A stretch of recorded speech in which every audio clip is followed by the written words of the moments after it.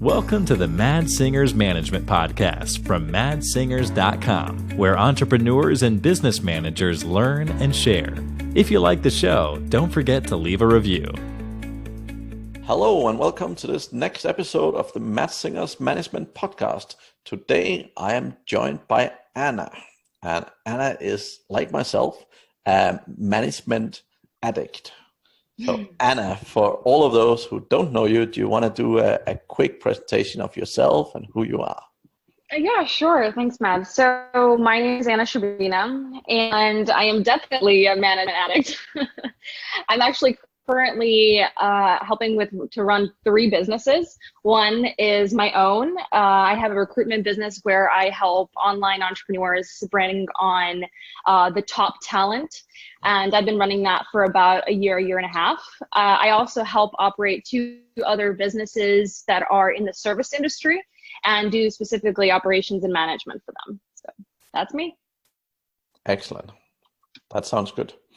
And Anna, just to start out with the sort of first question, what's your high-level management philosophy? Like, how do you think about management? That's a great question. So there's 2 parts, I would say, to this answer. The first is how I approach it when I start off helping a new company or working with an agency if they need recruitment or whatever it is. The way that I address anything is diving really deep and finding as much information and understanding as much as possible about their business. What I mean is I go into documentation, conversations, I do one-on-one calls. I have probably at least 20 hours of talking to the management team, just pretty much talking and figuring out what their stance is, what their culture is, what their mindset is, what their goals are. And I do the same thing going through the team members, obviously a little bit less time spent on that. But I go very deep to understand a company before I do anything or set up any type of processes. So I would say that's kind of part 1 of how I go about it, because each company is so individual. And I believe that operations isn't like a science. It's not that there's an answer to every company 100%. I believe that every company needs kind of their own way towards them, somebody who will be flexible and come with fresh ideas to really apply to their team, not just the things that I know and want to bring my way, but understanding how they function and what would work best for them. So that's kind of part 1. And then part 2 is being able to trial and test. So there's not really an answer, as I mentioned. There's so many different aspects of management, and I believe that it really takes quite some time to find what works best. And I trial and test, and I really record those. So I'm very data driven, meaning that I come in, for example, with an idea, say a company's doing a monthly call, and I offer the opportunity of doing a weekly call and see how that would affect the team. Would they collaborate better? Would they communicate better? Would they be more accountable? And we test it out for 1 to 3 weeks, and I add new ideas on top of that. So I trial and test and I collect data to see what works and what doesn't.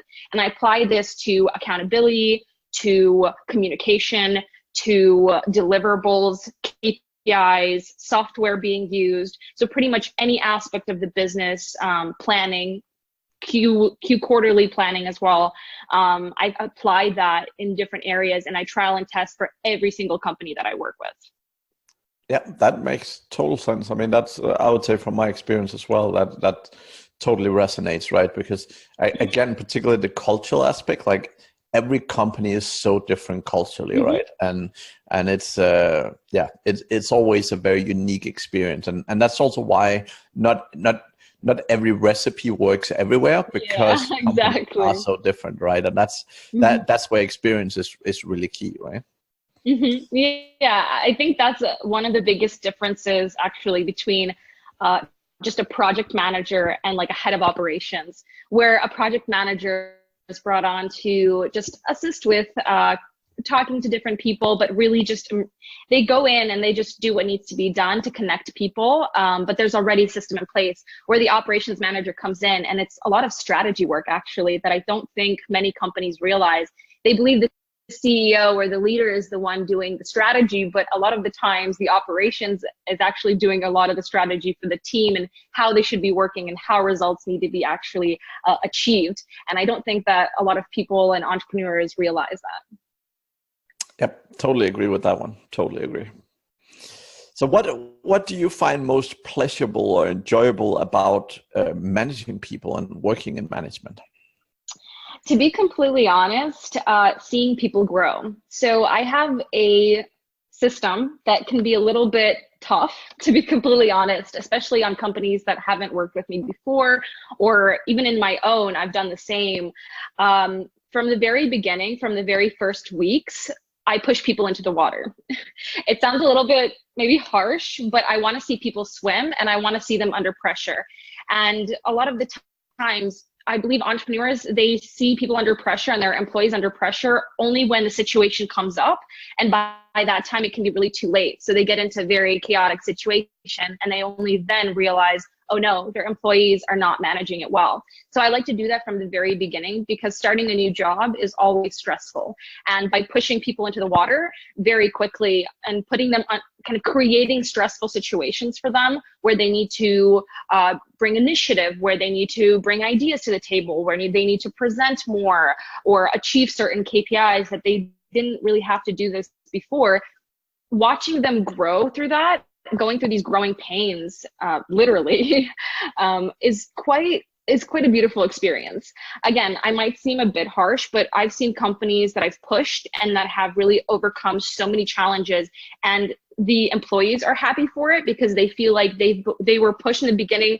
It was a bit uncomfortable, but they came out, even a few weeks in, they came out feeling so full of energy and so happy to have that, like have had that experience, and so grateful to see how their contributions, these new contributions, have made a big difference in the company. So being able to see those changes for the employees, for the CEO, of course, or the leader of the company, as well as the business itself and how those things are affecting the business, is such a beautiful process. And that's probably my favorite part of it. Yeah, that resonates totally. So I usually do it through, like, what I love with companies, no matter what situation they're in, is really significantly increasing goals, right? Because very often, people are always like, yeah, let's add 5% to last year's goal. And I like going in and doubling or tripling goals because it forces people to start thinking, and it forces people, instead of just doing what you've always done, but work a little bit more or a little bit harder or whatever, like you have to, if you want to make significant change and if you really want to push people, like you have to make them uncomfortable, put them into situations where they have to think totally different. And I've always found from my side, goals really does that really well, right? Because it really helps push people to think and be more creative and so on. So that's awesome. Especially deadlines, I would say, is probably a big one, because a lot of remote businesses, I've seen a trend, which is very different. I feel like in the office, it's quite common to have deadlines. It's quite normal. But in the online world, I feel like because it's so new, there's a lot more flexibility, and people don't really know what line, where the deadline should really be, how fast should they really be moving.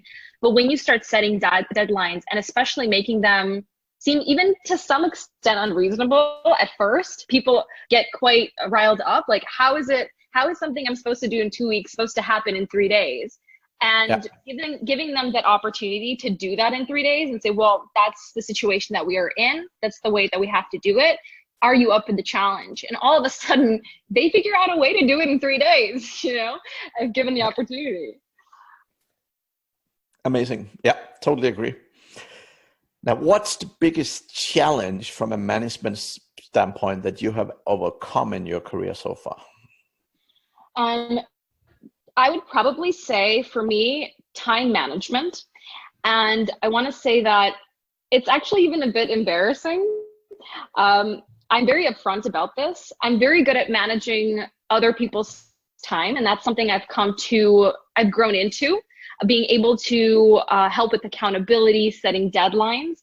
But I think even for myself, it's something that I'm constantly growing in and improving. And I think there's really no ceiling to it. Time management is something we all struggle with, and we all all need help with, but being able to grow and finding not just hacks, but tools that really create good results or great results is something that I believe I found ways to get to through different, I'd say even like different software that I use that has helped me with people that I work with as well as for myself. But again, I think that's one of the biggest challenges companies and people in the management and operations space face on a daily probably basis. Yeah, I would agree. That's definitely a big one, right? And I think also sometimes the tools can be a little bit a hindrance, right? Because people spend so much time and energy on it. Like, but like what I always say, so many people, particularly clients I've had, want to do courses in time management, and I like my philosophy is very, very simple in time management, right? It doesn't exist. So time happens whatever you want it to or not. But the key thing is really understanding and managing your priorities, right? Because people often get that wrong. They think they have this to-do list of 400 items and they have to do them all. But really the ability to prioritize is really what it comes down to, right? Which is very, very interesting. So prioritization is definitely something that people struggle with because there's a satisfaction of doing like a million little tasks. There's the satisfaction that comes out of it. So people kind of get into this trap, right? Whereas when you understand, I mean, if we even take the example of the one thing book, right? There's for some reason that works for a lot of people. If you have just one task that you do in the morning that's going to make the biggest difference for your job or your business, all of a sudden you get a lot more done and a lot more productive by doing that one thing. So completely understand in terms of priorities, and I definitely can agree. Okay, so the next one, how do you normally help identify, or how do you normally identify sort of tomorrow's leaders and managers? Tomorrow's leaders and managers. I would probably say I've talked to many people in the space that do project management and operations. And I think the biggest thing that's currently lacking, and I think this is something that is still very up and coming, and it's still something that people need to adjust to, is what I mentioned in terms of flexibility. And what I mean is companies have now gone away. A lot of companies are now moving away, even in office companies, from the corporate structure. And meaning that it's not just something that's 1, 2, 3 manual where they just have to follow those 3 steps over and over again. All of a sudden, we have to bring creativity to the table, flexibility, ideas, adjusting to cultures. And I think that's very still new in the world, because all of these, and I hate using this word, but even with the millennials that are starting these new companies and they have all these ideas that just break the norms of what we've seen in the past, it's quite an amazing experience. But at the same time, there has to be a balance. So it's one, bringing a lot more creativity to the table from a management standpoint in terms of how things need to be operated, structures, even a difference in structures and how teams are formed and who's the authority on the various teams and things like that. But at the same time, finding those structures that are now going to be very different in the near future, if that makes sense. Yeah. And you sort of feel that creative environment helps you bring out sort of those future managers and those future leaders and so on. Yeah. Yes, of course. And as I said, a big part of it is finding the new structures, the ones that, because the ones that were in the past no longer work for a lot of companies, in terms of like internal organization, processes, management, all of that needs to be completely, there's going to be a new approach to structuring all of that, which is quite exciting. And I'm very excited to see that in the near future. Yeah, for sure.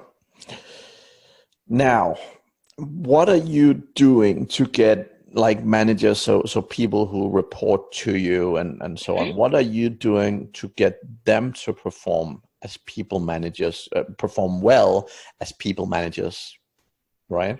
So like what specifically are you doing, not just to enable the sort of bottom rank, not bottom rank, the end of the line people, but also the sort of middle management? Like what specifically are you doing to try and make sure they perform really well?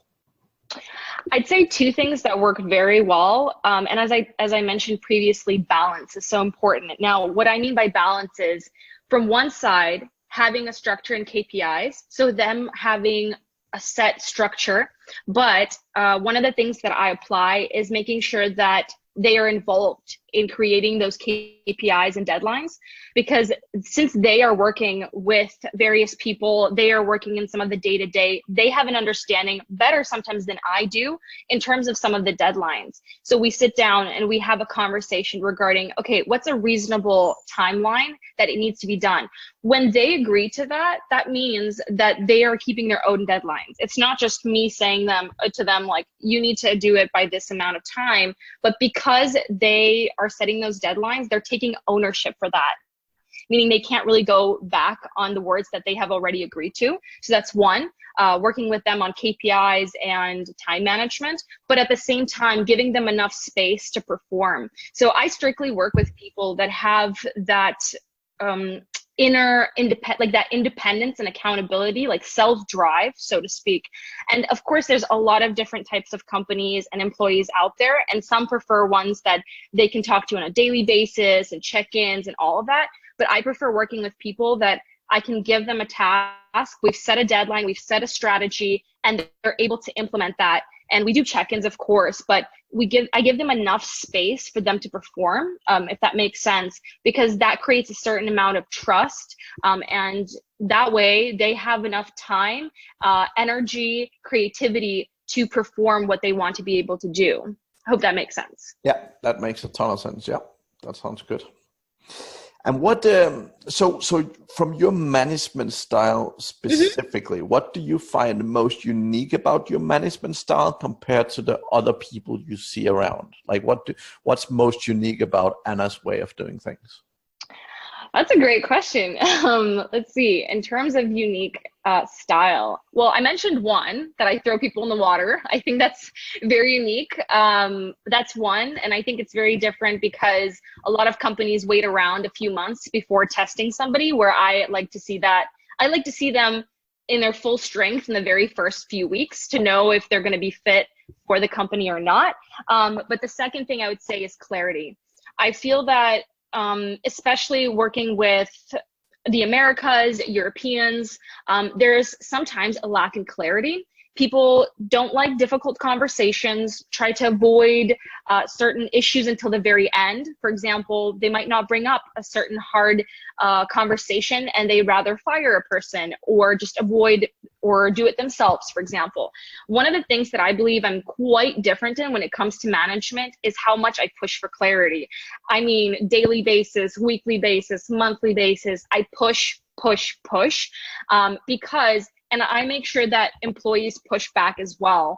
The more clarity, and especially in the remote space, because we're not sitting next to each other, because we don't see each other, clarity is absolutely important to be able to reach certain goals. And for me to be able to push on CEOs, leaders, managers, no matter what position they hold, I think it's very unique.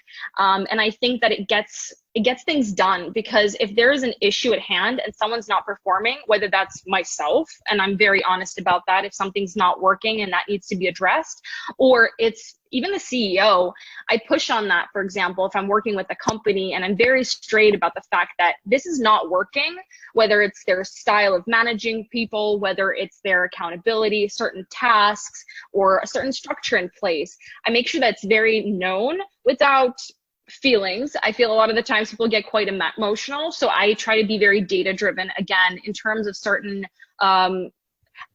radical candor, so to speak. Yeah. Making sure that we're giving feedback kindly, but very constructively. And it's clearly in the best interest of the other person that I'm speaking with. So that's, I'd say, something very unique about my style. Definitely. That's great. That's great. So we're not all perfect, which is really important. So you might have mentioned a little bit about it already, but what's sort of the key thing that you're working with yourself on sort of changing or improving? To be completely honest, this is going to be a hard one to admit. I'm quite the workaholic, and I have a tendency of saying yes a lot very knowingly and very aware of the fact I have a tendency to want to help so much, but I feel that with time, and again, week after week, I check in with myself first and foremost to understand where I need to delegate, where I need to be able to say no, where I need to be able to say there's a better way to this. I have a tendency of definitely overworking because I want to help everybody if I'm working with a team or on my own team, and I take a lot on myself. And that's definitely a struggle I have on a weekly basis, but I'm very much aware of it. And I'm constantly looking for opportunities to improve on that, to improve that balance on a personal level and on a work level, as it does affect people, team members, the company in general. When I'm overwhelmed, the company is overwhelmed, and it does affect other people. So I'm very aware of it, and I try to address it accordingly on a weekly basis, to be completely honest. Yeah, that makes a lot of sense, and I'm very confident you're not alone in that. Oh, that's probably very true. Okay, that's cool. So,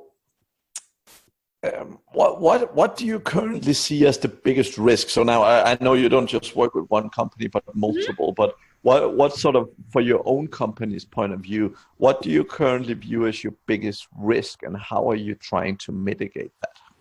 Let's see, the biggest risk. To be completely honest, with my company, it's quite new. So, and because it's service, it's quite low risk, to be completely honest with that. Service businesses are usually on the low risk end. I'd say higher risk companies are ones that take investors, e-commerce when they're putting a lot into their products.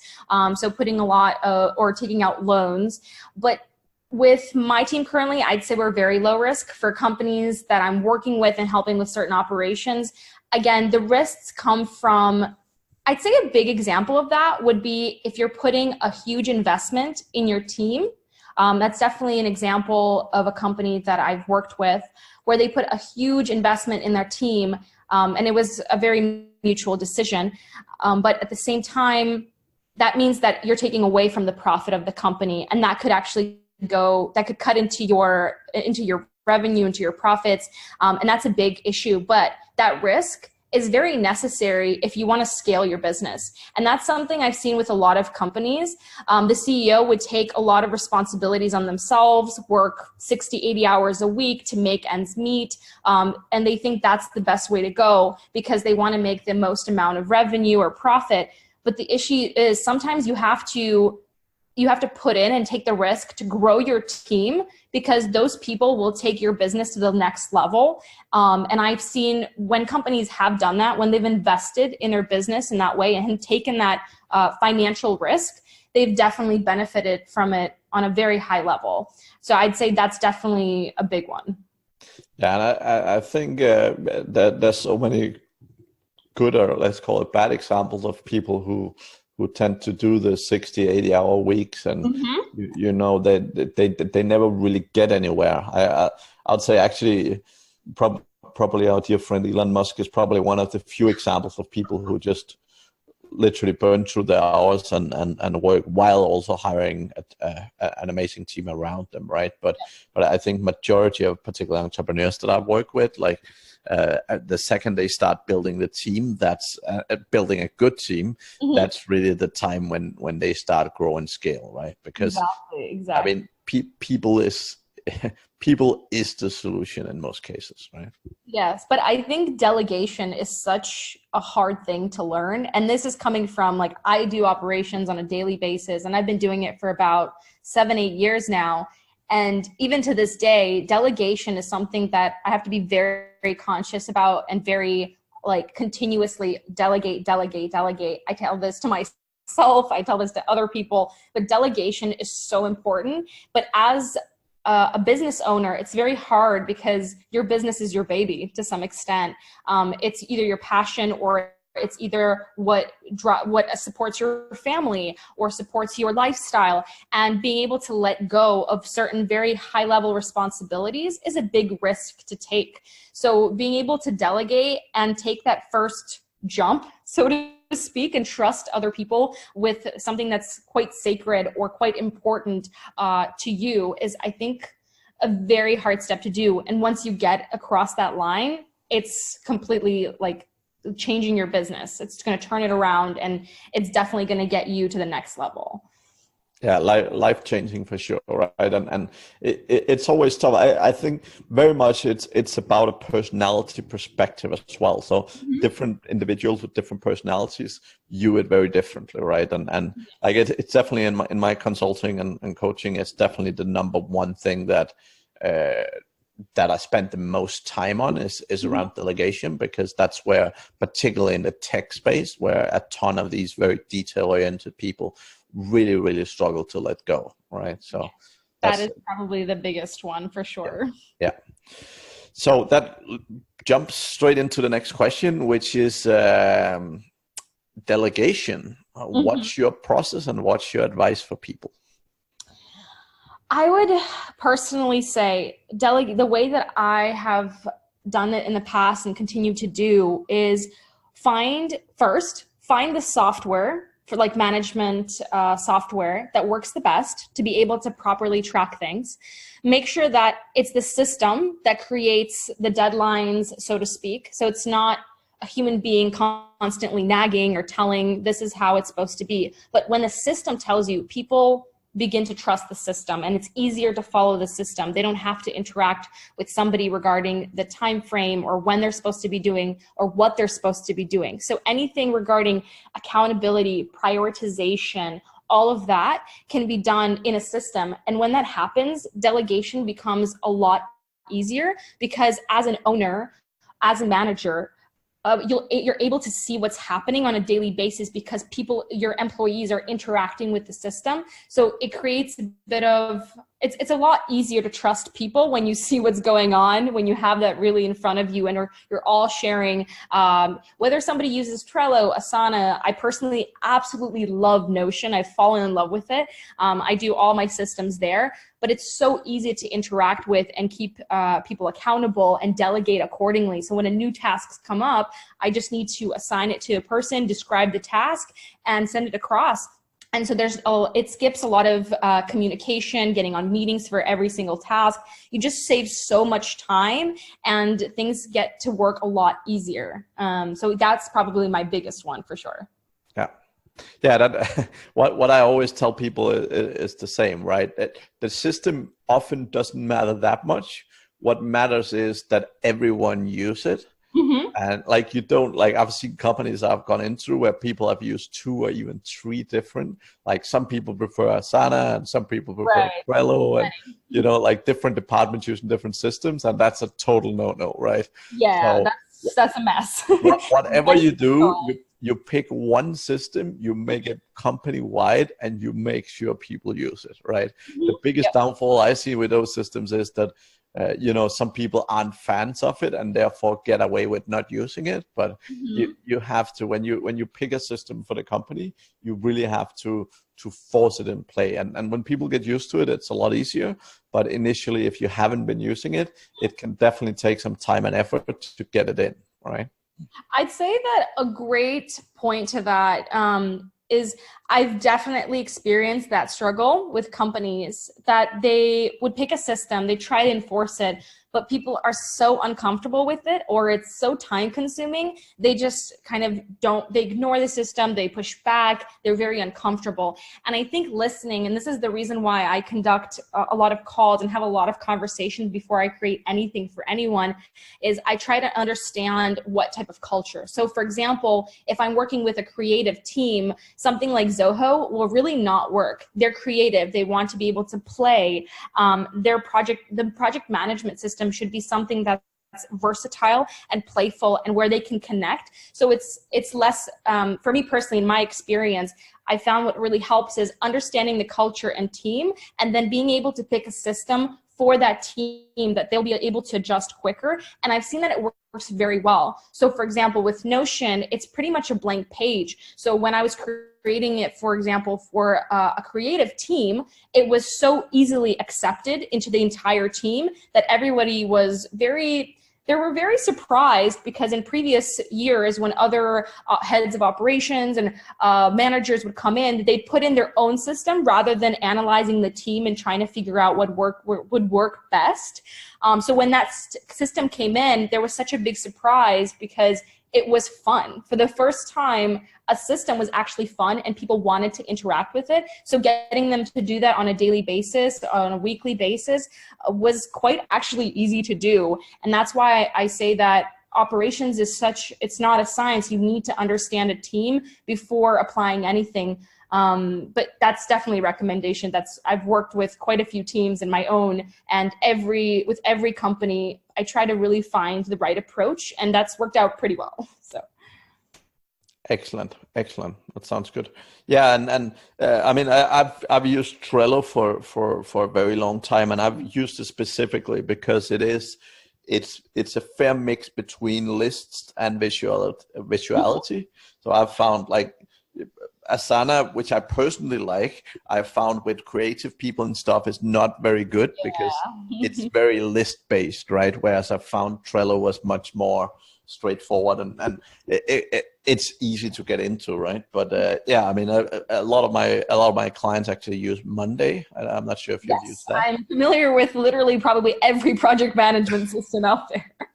So yeah, it's good. I haven't actually heard of Notion before, so I'll definitely peek into that a little bit. That's always interesting to see. I think the thing that the biggest standout for me with Notion is when you're working on a larger scale, and this is where the trouble comes in a little bit in my experience with Trello and Asana and Monday, is that it's not dynamic enough. So if, for example, you need to be able to exchange documents and have conversations around illustrations, for example, or pieces of content or whatever is being created, it's a bit harder to do that. This Trello for me personally, if it's a bigger team and a lot more work going on, it starts getting a bit messy. And so with Notion, what I really liked is the dynamic of how we can adjust. So for example, one list that you create can create multiple views. So for example, you can see it as a board, as a list, as a table, as anything that you want for every single person. One list across the whole team, and every person can see it just the way they feel most comfortable with, creating a very personalized system in a very creative way, if that makes sense. So yeah, that makes total sense. Right, that was very good. I think that's a lot of useful advice for everyone, Anna. Any kind of management tips, tricks, or things, softwares, or other things that you would love to share with the audience? Yeah, I definitely have a few recommendations that have helped me and helped companies I work with as well as my own. In terms of software, time tracking Toggle has been, I know it's so simple, but it has been absolutely life-changing for me to prioritize and properly go through things. Notion, as I mentioned, has definitely been something that I've used quite a bit now and feel like that's been absolutely transformational. In terms of what I've seen of struggles, as I do quite a bit of management calls as well with different companies. A few of the biggest recommendations is one, pushing for clarity. And I mentioned this, but I want to mention this again, how important it is to have clarity in communication, not being afraid to address a problem if it comes from a place of wanting better for other people as well as the business. So when the intentions are in the right place, difficult conversations become much easier to address. And then trusting the team and giving them the opportunity. So micromanagement is definitely an issue in the space, because working online with people all over the world, it's hard to see what's going on. And so a lot of micromanagement happens, and that pushes people away. So I'd say being able to create a system and allowing people to be creative. So that's this kind of another thing. And I'd say the final thing is that setting a foundation from the very beginning. So as I do recruitment, one of the biggest things that I notice with people is that you have to set a foundation of certain expectations, KPIs from the very beginning. Because if there's no process and no proper management in the beginning, even if it's added later in, it's a bit harder to kind of relearn, reteach, restructure things. People have to kind of break through that system that they already have, and that's a lot harder to do. So when working with a team, it's very, very important to set foundations from the very beginning, from day one, and following through on those foundations. So if you're, for example, set a system and then follow through weekly basis, how is it going? Is there a problem? Do you guys need help? Do you need any guidance? And so following through on the systems being created and on that foundation to be able to build something that works and continues to grow on a constant basis. So those are definitely my main takeaways. Awesome. That's great, Anna. Lots of good hints and tips. Any particular books you have in mind that you love? Oh, one of my absolute favorites is Traction by Gino Wickman. Honestly, anything by Gino Wickman is revolutionary in terms of operations. He really addresses, there are some things that you can use in the corporate world, and he does mention about that, but there's a lot of things in terms of right people in right places, planning, structure, software, just a lot of things in terms of how a company needs to be built from the ground up that he addresses that for me personally has been absolutely transformational. So I'd say anything by Gino Wickman is going to be a hit. Excellent. Well, thank you so much, Anna. It was amazing having you here. If people are absolutely desperate to get hold of you, what's the best way to find you and reach out to you? The best way to reach out to me would be by email. I'd say the email is info@letsremotivate.com. That is the best way to reach me, and I can send that across. Again, it could be on the site. I'll add that into the show notes, so that's perfect. Excellent, Anna. Well, thank you so much for sharing all your amazing wisdom today. It's been an absolute pleasure to talk to you. Yes. And we'll talk again soon. Thank you very much. Thank you so much, Mads, and have a wonderful day. Thank you for listening to the Mad Singers Management Podcast. Please leave a review. It means the world to us. You can also learn more about management at madsingers.com.